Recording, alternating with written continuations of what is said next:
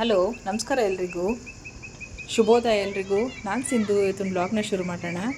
ಇವತ್ತು ನೋಡಿ, ನಮ್ಮನೆ ಹತ್ರ ಸೂರ್ಯೋದಯ ತುಂಬಾ ಚೆನ್ನಾಗಾಗಿದೆ ಇವತ್ತು. ಸೊ ಹಾಗಾಗಿ ಈ ಕ್ಲಿಪ್ನ ಆ್ಯಡ್ ಮಾಡಿದೆ. ನನ್ನ ಮೊದಲು ವೀಡಿಯೋ ನೋಡಿರೋರಿಗೆ ಗೊತ್ತಾಗುತ್ತೆ, ಹಳೆ ವೀಡಿಯೋದಲ್ಲಿ ಎಲ್ಲ ಇತ್ತು.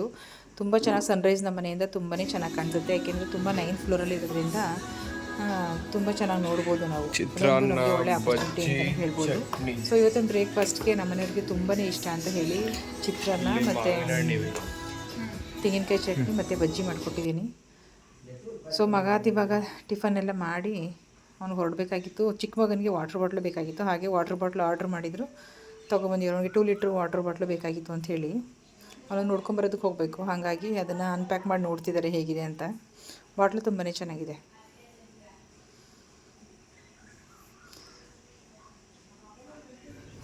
ಇವತ್ತು ಹಲಸಿನ ಬೀಜ ಮತ್ತು ನಮಸ್ಕಾರ ಎಲ್ರಿಗೂ. ಇವತ್ತು ಹಲಸಿನ ಬೀಜ ನೋಡ್ಬೋದು, ಊರಿಂದ ತೊಗೊಂಬಂದಿದ್ದು. ನಾವೇನಿಲ್ಲ ಹಲಸಿನ ತಂದಿರಲಿಲ್ಲ. ಅದು ಎಷ್ಟೆಷ್ಟು ಚೆನ್ನಾಗಿದೆ ಅಷ್ಟನ್ನೆಲ್ಲ, ಕೆಲವೊಂದೆಲ್ಲ ಹಾಳಾಗಿದೆ. ಯಾಕೆಂದರೆ 2-3 ದಿನ ಆಗೋಯ್ತು. ಚೆನ್ನಾಗಿರೋಷ್ಟು ಬಿಡಿಸಿಟ್ಕೊಂಡಿದ್ದೀನಿ. ಮತ್ತು ಇದು ಸುಂಡೆಕಾಯಿ ನೋಡಿ, ಈ ಥರ ಇರುತ್ತೆ. ಒಂದೊಂದು ಕಡೆ ಒಂದೊಂದು ಥರ ಇದರಲ್ಲಿ ಕರೀತಾರೆ ಇದನ್ನು. ಇದು ಸುಂಡೆಕಾಯಿ ಒಂದೊಂದು ಹಾಳಾಗಿದ್ದಾವೆ. ಇದ್ದು ಸಾಂಬಾರು ಮಾಡೋಣ ಅಂಥೇಳಿ. ಇದರಲ್ಲಿ ತುಂಬಾ ಹೆಲ್ತ್ ಬೆನಿಫಿಟ್ಸ್ ಇದೆ. ಕರಳಿಗೆ ಸಂಬಂಧಪಟ್ಟಂತೆ ಕರಳೆಲ್ಲ ಶುದ್ಧಿ ಆಗುತ್ತೆ ಅಂತ ನಮ್ಮೂರ ಕಡೆ ಎಲ್ಲ ಹೇಳ್ತಾರೆ. ಅಟ್ಲೀಸ್ಟ್ ವರ್ಷಕ್ಕೊಂದ್ಸಲ ನಾವು ತಿನ್ನಬೇಕು ಅಂತ. ಸೊ ಹಾಗಾಗಿ ಇದು ಸಾಂಬಾರು ಮಾಡೋಣ ಅಂತ ಇವತ್ತೊಂದು ಮಧ್ಯಾಹ್ನಕ್ಕೆ. ಯಾಕಂದರೆ 2-3 ಡೇಸಿಂದ ನಾನ್ ವೆಜ್ಜೇ ಆಗೋಯ್ತು. ನಮ್ಮನೆಯವ್ರು ಬಂದಾಗಿಂದನೂ ಅಪರೂಪಕ್ಕೆ ಬರೋದಲ್ಲ. ಸೊ ಹಾಗಾಗಿ ನಾನ್ ವೆಜ್ಜೇ ಆಗೋಯ್ತು. ಇವತ್ತು ಸ್ವಲ್ಪ ವೆಜ್ ಏನಾದ್ರು ಮಾಡೋಣ ಅಂಥೇಳಿ ಮಾಡ್ತಿದ್ದೀನಿ. ಬೆಳಿಗ್ಗೆ ಟಿಫನ್ ಕೂಡ ಆಯಿತು. ಚಿತ್ರಾನ್ನ, ಬಜ್ಜಿ. ನಮ್ಮನೆಯವ್ರು ಚಿತ್ರಾನ್ನ ಅಂದರೆ ಸಿಕ್ಕಾಪಟ್ಟೆ ಇಷ್ಟ. ಅದರಲ್ಲೂ ನಮ್ಮಮ್ಮ ಮಾಡೋ ಚಿತ್ರಾನ್ನ ಅಂದರೆ ನಮ್ಮನೆಯವ್ರು ಸಿಕ್ಕಾಪಟ್ಟೆ ಇಷ್ಟ.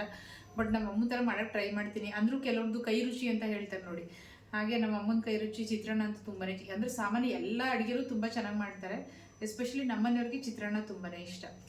ಅಮ್ಮ ಏನಾದರೂ ಬಂದರೆ ಮಾಡಿಸ್ಬೇಕು. ಹಿರಳಿಕಾಯಿ ಚಿತ್ರಾನ್ನೂ ತುಂಬ ಚೆನ್ನಾಗಿರುತ್ತೆ. ನಿಂಬೆಹಣ್ಣು ತುಂಬ ಚೆನ್ನಾಗಿ ಮಾಡ್ತಾರೆ. ಚಿತ್ರಾನ್ನದಲ್ಲಿ ವಿಶೇಷ ಅಂತ ಅನ್ಕೊಬೋದು. ಬಟ್ ಅದು ಮಾಡೋದು ಮೆಥಡ್ ಇರುತ್ತಲ್ಲ, ಒಂದಾದ್ಮೇಲೆ ಒಂದು ಇಂಗ್ರೀಡಿಯೆಂಟ್ ಹಾಕೋದು, ಅದು ಮೇನಾಗಿ ಸ್ಟೆಪ್ ಬೈ ಸ್ಟೆಪ್ಪು ಮಾಡ್ತೀವಲ್ಲ, ಅದೇ ಸಕ್ಕ ಟೇಸ್ಟ್ ಕೊಡೋದು. ನಾನೊಂದ್ಸಲ ಮಾಡಿಸಿದ್ದೆ ಅದು ವಿಡಿಯೋ. ಆ್ಯಕ್ಚುಲಿ ನಾನು ಅಪ್ಲೋಡ್ ಮಾಡಿದ್ದೀನಿ ಇದರಲ್ಲಿ, ಸೌತ್ ರುಚಿ ಚಾನಲಲ್ಲಿ. ನೀವು ಬೇಕು ಅಂತಂದರೆ ನನಗೆ ಲಿಂಕ್ನ ಡಿಸ್ಕ್ರಿಪ್ಷನಲ್ಲಿ ಹಾಕಿರ್ತೀನಿ. ನೀವು ಆ ಥರ ಸ್ಟೆಪ್ ಬೈ ಸ್ಟೆಪ್ ಫಾಲೋ ಮಾಡಿದ್ರೆ ತುಂಬಾ ಚೆನ್ನಾಗಿರುತ್ತೆ ಚಿತ್ರಾನ್ನ ಅಂತೂ. ಸೊ ಇವಾಗ ಸುಂಡೆಕಾಯಿ ಮತ್ತು ಹಲಸಿನ ಬೀಜ ಸಾಂಬಾರು ಮಾಡೋಣ. ಸೊ ಟಿಫನ್ ಎಲ್ಲ ಆದಮೇಲೆ ಸ್ವಲ್ಪ ತರಕಾರಿ ತೊಗೋಬೇಕಾಗಿತ್ತು. ಹಾಗೆ ನಾನು ಮತ್ತು ನಮ್ಮ ಯಜಮಾನರು ಇಬ್ಬರು ಹೊರಗಡೆ ಬಂದಿದ್ವಿ. ಸ್ವಲ್ಪ ತರಕಾರಿಯಾಗೆ ಚಿಕ್ಕ ಪುಟ್ಟ ಸಾಮಾನು ಬೇಕಾಗಿತ್ತು. ಇಲ್ಲಿ ಹೊರಗಡೆ ರಾಯಲ್ ಮಾರ್ಟಿಗೆ ಬಂದು ಎಲ್ಲ ತೊಗೊಂಡು ಹೋಗ್ತಾಯಿದ್ವಿ. ನೆಕ್ಸ್ಟ್ ಹಾಸ್ಪಿಟ್ಲ್ ಕೂಡ ಹೋಗಬೇಕಾಗಿತ್ತು. ಹಾಗಾಗಿ ಸ್ವಲ್ಪ ಬೇಗ ಕೆಲಸ ಮುಗಿಸೋಣ ಅಂಥೇಳಿ. ನೋಡಿ, ಗಂಡು ಮಕ್ಳದು ಏನು ಅಂತಂದರೆ ಕ್ರೇಜು, ಬರೀ ಶೂಸು, ಬರೀ ಇದೇ ಕ್ರೇಜು. ಹೆಣ್ಮಕ್ಳಿಗೆ ಸೀರೆ, ಬಟ್ಟೆ, ಇದು ಬಳೆ, ಈ ಥರದ್ದು ಚಿಂತೆ ಆದರೆ ಗಂಡು ಮಕ್ಕಳಿಗೆ ಶೂಸ್ ಚಿಂತೆ. ಎಷ್ಟು ಖುಷಿ ಅಂತ ಮಕ್ಕಳಿಗೆ ಶೂಸ್ ತಗೊಂಡಾಗ.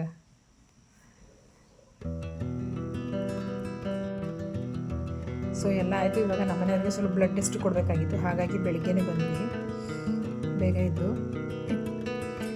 ಬ್ಲಡ್ ಟೆಸ್ಟ್ ಒಳಗಡೆ ನಮ್ಮ CRPF ಹಾಸ್ಪಿಟ್ಲಲ್ಲೇ ಇರುವಂಥ ಇದು ಹಾಸ್ಪಿಟ್ಲಿದು. ಫೆಸಿಲಿಟೀಸ್ ಚೆನ್ನಾಗಿದೆ. ನಮ್ಮ ಫ್ರೆಂಡ್ಸ್ ಕೂಡ ಸಿಗೋದಕ್ಕೆ, ನಮ್ಮನೆಯವರು ತುಂಬ ಹೊರಗಡೆ ದೂರ ಇರೋದ್ರಿಂದ ಒಬ್ರಿಗೂ ಸಿಕ್ಕಿದಾಗ ಇಲ್ಲೇ ವರ್ಕ್ ಮಾಡಿದ್ದಲ್ಲ, ಬೆಂಗಳೂರಲ್ಲಿ ವರ್ಕ್ ಮಾಡಿದ್ದೇ ಹೋಗಿರೋದ್ರಿಂದ ಕೆಲವರೆಲ್ಲ ಸಿಕ್ಕಿದಾಗೆಲ್ಲ ಮಾತಾಡಿಸ್ತಾರೆ. ಅವನ್ನೆಲ್ಲ ಮಾತಾಡಿಸ್ಕೊಂಡು ಇವಾಗ ಹೊರಗಡೆ ಹಾಗೆ ಬ್ಲಡ್ ಕೊಟ್ಬಿಟ್ಟು ಹೋಗೋಣ ಬೇಗ. ಮತ್ತು ಪುನಃ ಇನ್ನು ಆಫ್ಟರ್ ಫುಡ್ ಬೇರೆ ಬರಬೇಕಿತ್ತಲ್ಲ, ಹಾಗಾಗಿ